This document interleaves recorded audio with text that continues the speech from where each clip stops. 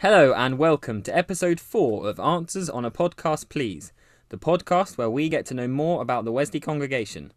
My name is Ben, and each week I'll be joined by 2 guests to share stories and memories and have a little bit of fun. This week, my guests are Mary Ludlow and Norman Smart, who are familiar faces at Wesley and do a lot of volunteering and outreach work in Reading. Hello both, it's lovely to have you on the podcast. Welcome. Hello. Hi, Ben. It's always interesting to discover how members came to be part of the congregation. We've had some fascinating stories so far. So Mary, what's your story with Wesley? My story with Wesley is I married Peter, who was a Reading boy. We went to Whitley Hall and joined Whitley in the 1990s. Joined Wesley in the 1990s when Whitley Hall closed. And where had you been before that? I was born in Colchester. Right. So I had been to church in Colchester, the evangelical church. And then you came to here with Peter. Came to Bracknell to work with Peter. Yeah, same company as Peter. Yeah. And Norman, I know you have links up north where your mum is. Is that where you're from, and is that where you were going before Wesley? No, our family base is actually in Bristol. Okay. And my earliest memory of going to a Methodist church was Eastfield Park Methodist in Bristol, going there for Sunday school, which happened at the beginning of the service, and then the children would join towards the end. And I would stand on the pew conducting the choir and the singing. And this was sort of 4, 5, 6 years of age, and I was there standing. And then, because of the family travelling or moving around the country and the world, because we spent 2 years in Berlin, I then was sent off to boarding school. Although I consider myself still to be a Christian, I wasn't practising as much as I should have been, I suppose. I ended up coming to Reading 22 years ago, and I met Helen. Yeah. And we were looking at getting married. She wanted to get married, which I believe is probably the same place that Mary knows, up in Whitley, which is at the end of Bolt's Walk. Yeah, Whitley Hall. Hall, which obviously now is the Hindu temple. It's where I got married. My mum used to play the organ there a little bit. She did. So she then said, well, why don't we go to St. Mary the Virgins in the centre of town, which they refused us because they said at the time they were a ceremonial church. But obviously now that's obviously changed because all the housing and the residents have been built. So we ended up coming to Wesley, and we were introduced to the wonderful Valerie Fisher. And we had 4 wonderful pre-wedding sessions with her. And then through work, we lost contact with Wesley through work because we were always working on a Sunday. And then just before Helen passed away, she said, could we consider getting Valerie to preside over the funeral? But at that point, I think Valerie had sat down. Is that the technical term, Mary, when you sit down? Yep. So she sat down as a minister, but she agreed to come back and preside over Helen's funeral. And then since then, I've just blossomed with my friendship and family leadership with Wesley. Fantastic. Valerie seems to feature a lot on these podcasts. I think it might be time to get her on. I think she'd have some fantastic things to say. Yes, I think you should. Norman, that's brilliant. You've very well travelled. I had no idea about a lot of that. And lovely that you describe it, that you sort of flourished and flowered here at Wesley. And I think a lot of people would say that's how we see you. You've certainly won a lot of hearts here, which is lovely. And I said at the beginning that you both share a common interest in serving others and volunteering and things, both in the Wesley community and wider afield. And one of those is something called Bed for a Night, which Wesley has hosted for a few years now. Mary, I know you play a part in that. For those who aren't sure what a Bed for the Night is, can you explain a bit about that? Well, it's literally a bed. It's for the homeless. And the idea is that each church, there was somewhere for them to sleep each night of the week at different churches. Yeah. Obviously, this is pre-COVID. Yeah, so it's sort of like a winter shelter. So it's a winter shelter for 2 or 3 months. And Wesley agreed to do it for a month, normally Saturday. Okay. And what part have you played in that one when it's been at Wesley? I started off with the original risk assessment with David Shaw. Yeah. And mainly I've done the nights. Okay. So staying awake all night and making sure everybody's comfortable. Yeah, so sort of a stewarding role. Stewarding role, Yeah. yeah. Lovely. Yeah. And Norman, you told me that's where you know Mary very well from, is Bed for the Night. What was your part in that? Well, when I first heard of Bed for a Night and I wanted to get involved, I actually approached my employer, the Circle, the first year or two, and they happily volunteered to donate the linen for the beds, which made it a lot easier for ourselves, because a lot of the other churches were having to wash them themselves and get them prepared for the next weekend, whereas we could strip the beds, send it off back to the Circle, they would wash it, and then return it all nicely clean, laundered, and that's fantastic, lovely. Great. And then I'll be involved in helping with the catering, again with the general stewardship. And then Mary and I spent many a night together, I suppose you could say. We have indeed. Sitting at the dining room table. And obviously, you said, Mary, pre-COVID. Was there any sort of continuation of that this winter in any form? They have done it, but it's become a day calf. So there's somewhere for them to be fairly permanently. Okay, so there's somewhere for people to go. Yeah. But it's in one venue this time. Yeah, that's good. That's good to hear that. I wasn't able to be involved because I'm shielding, so. Yeah, that's, and I'm sure that's it's probably changed the situation for quite a few people, but it's warming to hear that it's still. It wasn't forgotten. It's not being forgotten, which is lovely. Good. And Norman, carrying on this volunteering theme, you do a lot of work with Reading street pastors. Is that right? Yes, that's correct. And that was a follow-on from Bed for a Night. I was talking to one of the street pastors who were looking after the door. As part of their role, they would help on the evening to check the guests in, to make sure the correct people were turning up. And I was speaking to a guy called Andy, and he basically sold the street pastors to me. So I approached the coordinator, went through all the training, which takes about a year. And then I went on patrol with them for a couple of years, but I've now changed my role due to ill health, and I'm now what's known as a prayer pastor. And I pretty much now stay at the base, and I do praying for the team that are out. They would radio into me if there's a concern or they're dealing with somebody and they want a prayer to be offered up. That's what I do. And then at half time, when they come back for refreshments, I make sure they've got the tea, the coffee, the biscuits, the samosas are all ready for when they come back, and basically a friendly face when they come back, and we get them prepared for going out again. So very important, vital cog in the team. And my understanding is that Reading Street Pastors is a group of people who've been through training. Are they all Christians? Yes, everyone who's a street pastor is a Christian. And it's basically churches right across Reading. I think there's something like 33 churches involved. It might be more than that, in fact. And also they do the Reading Festival. Yeah.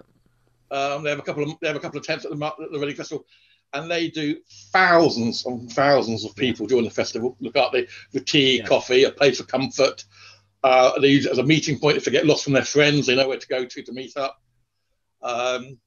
And of course, spinning off from the street pastors, you've got the rail pastors that go out on the local train stations around Reading, looking out for people that are contemplating suicide or don't look, like they're quite in the right frame of mind. So they tend to take them under the wing. Then you've got the school pastors that go out into the schools. There's also the prayer pastors. And then following on from the Manchester bombing, they've now created the response pastors. So if there's a major incident in the local area, there are dedicated trained street pastors that have now been stepped up to become response pastors. Much bigger team than I anticipated. And if anyone's listening who's not in Reading, I do know that similar ideas are happening all over the country. So do look up what you might be able to do in your area. Things might be slightly different with COVID, but I know that it's a nationwide scheme, isn't it? It is. Yeah. Yeah. Yes, very much so. Yeah. Fantastic. And Norman, just to stay with you, you've touched on this slightly, but I know you're also heavily involved with another charity that's very close to your heart. It's an amazing charity. It's called Way, which is Widowed and Young, and it's for young people who have been bereaved under the age of 50. Okay. And it's irrespective of whether you're married or not, your race, colour, creed, sexual orientation. It doesn't make any blind difference. And it's basically it's a peer-to-peer support network. So everybody in the charity has been bereaved, so they know exactly what others are going through. So when new members come on board, we know we've been there, we can help them, we can talk to them. And they really have been very supportive of me. In fact, if it wasn't for Way, I don't think I would be here today, to be honest, talking to you. No, that's incredible. Thank you, Norman. It's certainly I know that you're often sharing events that they're doing. Not always fundraising things, just things to do with keeping. I know you've got a Way bingo and that sort of thing. Just sort of keeping people in contact and spirits up and that sort of thing. Yeah, and during the first lockdown, I grew my hair and I raised an amazing £1,500 for the charity just for cutting my hair. I mean, who would pay that much to have your hair done? Yeah, it's amazing. Yeah, brilliant. Thank you. And all of these things sort of fall under a pastoral umbrella in some form. And Mary, you head up the pastoral team at Wesley. Yes, I'm what they call a lay worker. I'm employed by the circuit. Okay, and what does that entail on a sort of day-to-day basis then? Day-to-day, the main job is looking after Whitley Church. Okay. Mainly the elderly. Yeah. Keeping people connected with church, I like to think of it as. Sort of pre-COVID and currently. Currently, we're unfortunately only by phone at the moment, but yeah. And I know you've been doing sterling work with getting printed copies of services out to those who are. Yeah, we've done that. Norman's one of my kind deliverers. Yeah. And so we tried to pick up the people who haven't got technology. Yeah. And got the service out to them. Yeah. And pre-COVID, does that work you do cover everybody, not just those who are perhaps more disconnected and more further up? It's for both churches, and it's getting to know people if anybody needs a visit. Yeah. Basically helping the minister with the pastoral. Yes, David can't be everywhere. It came from, the idea came originally in 2005. Whitley Hall was joining with our minister, and they were worried that they would be sort of forgotten, being a smaller church. So the job came up then. Yeah, as a sort of bridge the gap to help, to have somebody permanently that was looking after them pastorally. Of course, fantastic. And were you before you started that post, you say around 2005? What were you doing before that? I was a steward at Whitley. Yeah. When I was at Whitley Methodist Church, and I was treasurer at Wesley. Okay. And a class leader. Yeah. Brilliant. And yeah. So those are your roles here. And Norman has been very good on the singing. He's always the first one to send his recording tracks in for the hymns, and so you must listen out because he's always singing very heartily. He sings very well. He does. He does. Sometimes I wonder if it's too heartily for you, Ben. Sometimes. No, you can't have too hearty, Norman. And you're always asking if what's next, and have I missed an email? If we don't send anything, he's always. And if I make a mistake in the words or something, he's the first to let me know, which is very helpful because then I know I can correct the mistake and help the others. So I always rely on Norman to put me right. And I must admit, Ben, I did enjoy our duet that we did together. That I loved that. That was a lovely piece that we did. That was lovely. That was in it was in August or early September. We sang a version of the Lord's Prayer by the singer-songwriter Paul Field. And Norman asked if we could do it because I remember a few years ago we did it in person, didn't we? In the duet in church. So I'd completely forgotten about it. So it was nice to be able to bring that in and sort of get that request in for Norman, which was lovely, and lovely to sing together as well, albeit virtually. But Yes. Well, I must admit the choir sections have been brilliant in the recorded service. thank you, thank you, Mary. It really has. I think we're very blessed. But when you sit in front of the TV at home or your computer, you've got the words and the music and the voices. You can just join in so much easier. I try as the editor to put in solos here and there where I can, so it's quite nice to hear individual voices. You know that that's so and so singing that solo, Yeah. or you know that that it's Margaret playing the flute or something, rather than just a sort of random group of people. And it keeps that keeps everything in house as well, which is something we're very good at doing at the moment, isn't it? Yes. In the space in which we could go visiting between in the summer last year, I was actually taking my phone round to people and showing them our recorded services, and it was very appreciated by what I call the shut-ins. I'm sure. Yeah. Well, thank you for that, Mary. It's lovely that they're able to access that when it's possible through people doing that. I'm sure there's been lots of conversations about how we can get it to them on a regular basis. But it's lovely that you've done that. Fantastic. I think we've reached the time where I'm going to throw some quick fire questions at you. I do this at the end. Just they've had no warning about this. This is no. And yeah, we'll just get it going. I think there's only 5 or 6 per person. So Mary, tea or coffee? Tea. Summer or winter? Winter. What's your favourite roast dinner? Beef. That's the second person I've asked that. We've had 2 beef, so we're doing well on that front. What's your favourite Bible story and why? Story, I suppose, Moni's Ruth, I think. Yeah. I just love the fact that she wasn't one of the family. Yeah. I think that's the fact that she was from the outside and was welcomed in. And brilliant. Yeah. And I've decided I'm going to start asking everybody this. What's your favourite hymn? My favourite hymn? Oh dear, I'm always very awkward on these ones. Moment, I think it's The Lord's My Shepherd. Fantastic words, as well as lots of different options for the tune, aren't there? Yes, I like the more modern version. Okay, good. Yeah, the Stuart Town. I think we did that, didn't we? We did it in the summer. Brilliant. Yeah. And Norman, milk chocolate or dark chocolate? Can I go for the new dark milk? You can, yeah. I think that's the hardest question I've given Norman today, based on his facial expression. Film or TV series? Film. Favorite holiday destination? India. What's your favorite book of the Bible and why? I would go Genesis chapter 35, the story of Joseph, because it's one of my. It's a very tenuous link, but it's also one of my favourite musicals. Okay, and that's it bore your favourite musical, so it's without that there wouldn't be the music. Good, and it's a fantastic story as well, where the sort of rags to riches. Yeah. Good. And what's your favourite hymn, Norman? I know you'll have a massive list, I'm sure. Well, I think I'm gonna have to go for 2, if I may. Both from my wedding.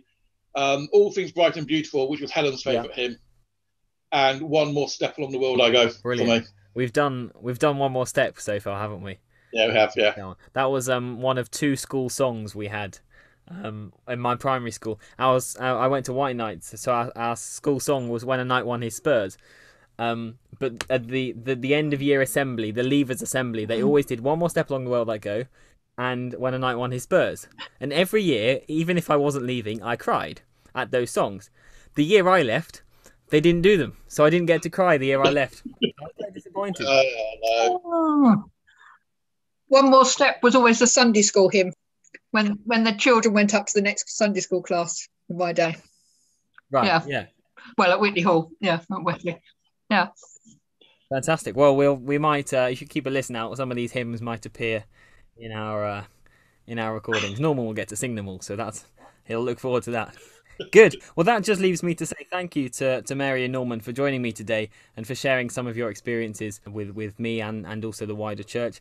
Thank you to you at home for listening. I hope you've enjoyed it. Remember to like this podcast and subscribe to our YouTube channel to ensure you don't miss any future episodes.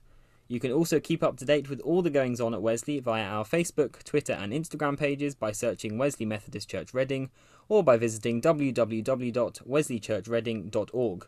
We'd love to hear from you too. Maybe you'd like to be involved in an episode of Answers on a Podcast, please. Do get in touch, but bye for now.